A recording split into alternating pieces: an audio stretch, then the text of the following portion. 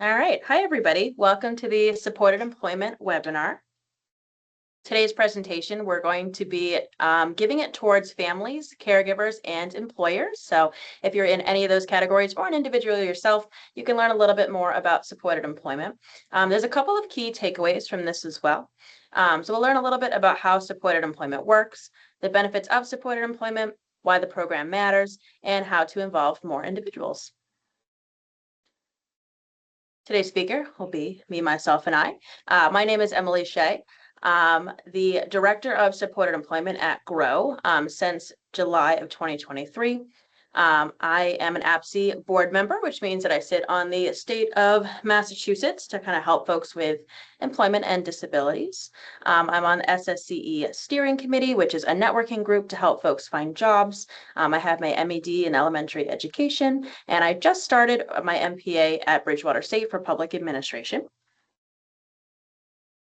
This is the highlight of our supported employment program summary. So we pulled this from our website, so you can go back and reference it, but I will read it for you here. GROW offers a dynamic supported employment program designed to help adults with intellectual and developmental disabilities achieve meaningful, competitive employment in their communities. This program fosters independence, builds self-esteem, and empowers participants to reach their career goals through a combination of individualized support, training, and coaching. Our program takes a person-centered approach, works with individuals to identify their interests, strengths, and career aspirations. Participants collaborate with a team of employment specialists, including job developers and job coaches, to explore opportunities, develop essential skills, and secure jobs that align with their unique preferences and abilities. So why we're all here, right, is why does employment matter to our folks? There are a lot of good benefits for working. It increases independence. It gives the individuals a sense of confidence and self-worth. There is obviously an aspect of social inclusion, skill development, and then certainly financial contribution. Who are we currently serving? As of right now, our folks that are in our CBDS program currently have funding for supported employment, which is something in addition.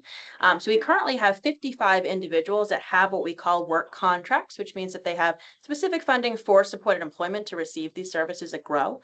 41 of these individuals have another service considered short trips, which means we can bring them to and from their jobs. And we currently have 38 individuals employed, which is a great metric. Here, I have a list of all of our current employers. Some of these are what I like to call double dippers. So we have 2, 3, sometimes 4 individuals working at the same work site.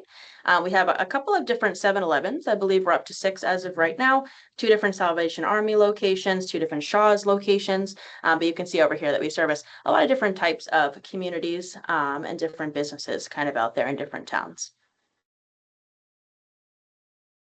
For the supported employment process, we consider it sort of a 4-step tier process to get into it. So once someone is approved, and even sort of before they're approved, really, for funding to join supported employment, we go through what's called a discovery and career planning phase, which kind of is the meat and potatoes of what we call a career plan. So someone is going in, they are doing a lot of what we call like top-heavy paperwork and then exploratory activities. So they're going in, they're telling us their likes, their dislikes, if they were in a club in high school, if they've had any work experience in the past. And we're kind of using those assessment tools to go in to kind of see what would be the best fit and sort of where to start them on their track. If they want to start with like some heavy-duty volunteering to beef up their resume, or if they want to just kind of dive right in and start applying to jobs, it's kind of that phase there where we're doing our planning. Sort of while that's happening, we're doing job development. So that's where the individuals are really going to get into like volunteering regularly. They can do this through CBDS. Sometimes supported employment offers their own volunteer outings as well that might be a little bit more targeted with like a really specific task. They may join the Career Center for CBDS to learn more skills and things. They may volunteer in our bistro as well to work with our chef. So there's a lot of different job development activities that can be happening within there. Once they get placed at a job work site, we then will transition to job coaching and training. So they'll be assigned a new job coach that is specific just to them. It is one staff of ours here at GROW. They will coach them out at the work site.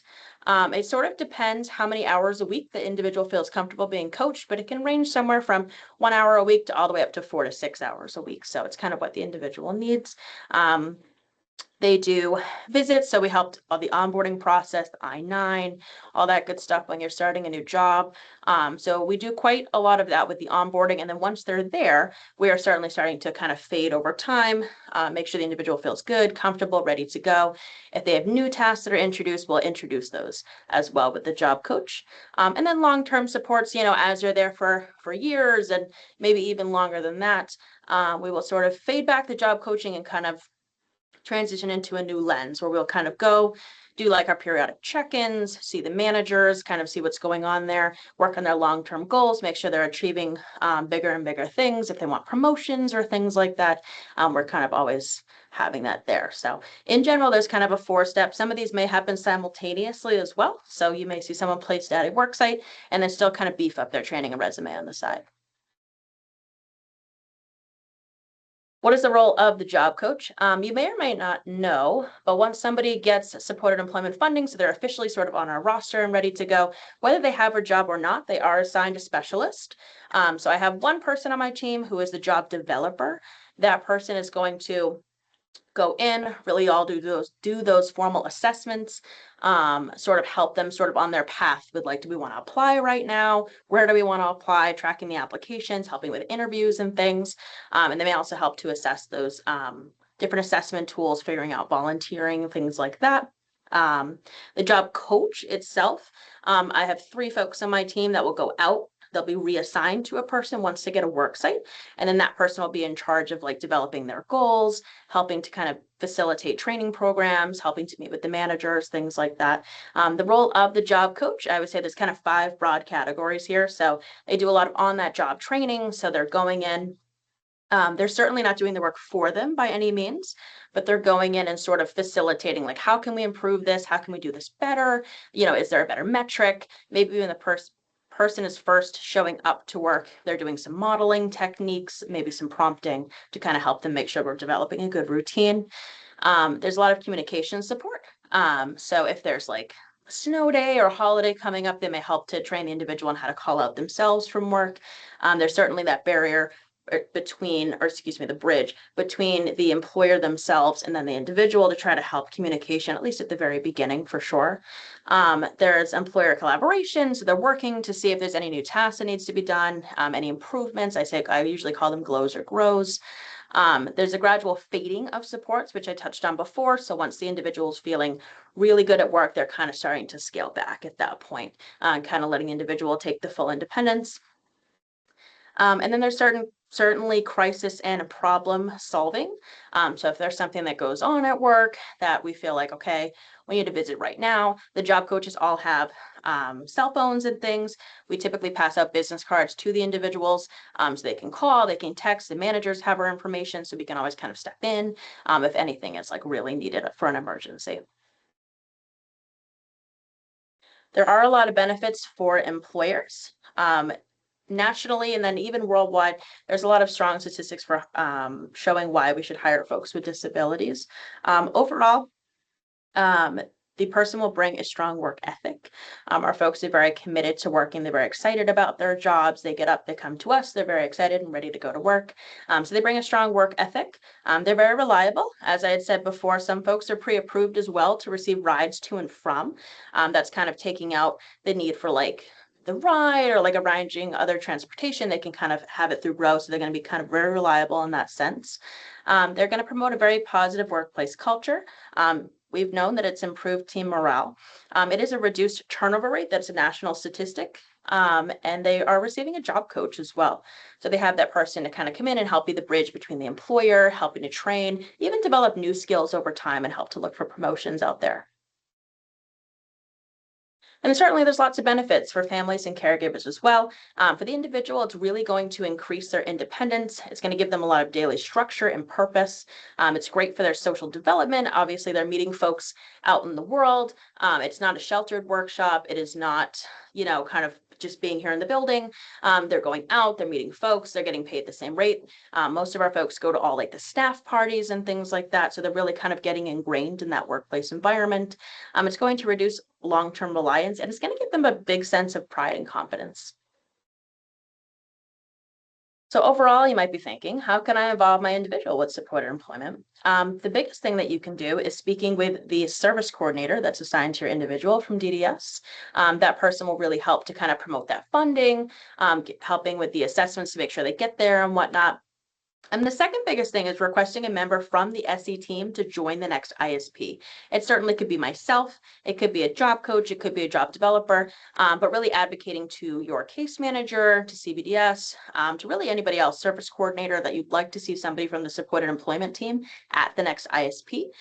That's a great way for me to kind of assess, like, what's going on with the individual, what do they like to do, what are your sort of hopes and dreams for their employment career, and, kind of where do they see fit within there, and kind of what are their dreams for working. So definitely speaking with the service coordinator, certainly inviting a team member from supported employment to join is be huge. And then you really want to encourage your individual to make choices when they're choosing their group room. So, it is a great thing that we have the Career Center and different volunteer outings through CBDS. So it's a great way to talk to your individual about signing up for those things. Those are great resume boosters. They're things that we're going to want to see the individual doing, just to show a commitment and whatnot to kind of getting out there, working on a routine, and really beefing up that resume. You can certainly advocate with our chef to volunteer in the bistro. He takes lots of volunteers every single week. It's another thing we can put on the resume. And then you want to enroll in any SE trainings. We post a lot of it on social media. We'll send home flyers. We may talk about it at ISPs and things like that. But we typically are offering ServSafe, OSHA, a culinary program, which is through the Riverside Collaborative, CVS, and Walgreens. They all have different metrics here and there that you can sign up for. We'll send home mailers, and then, we'll certainly talk to people and promote the ideas as well. Thank you very much for attending.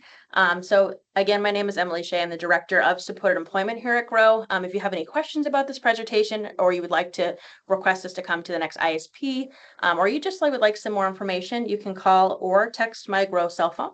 The number is 781-492-8159. You can certainly call the general GROW line. My extension is 306, and I have my email here provided as well. So thank you very much for attending.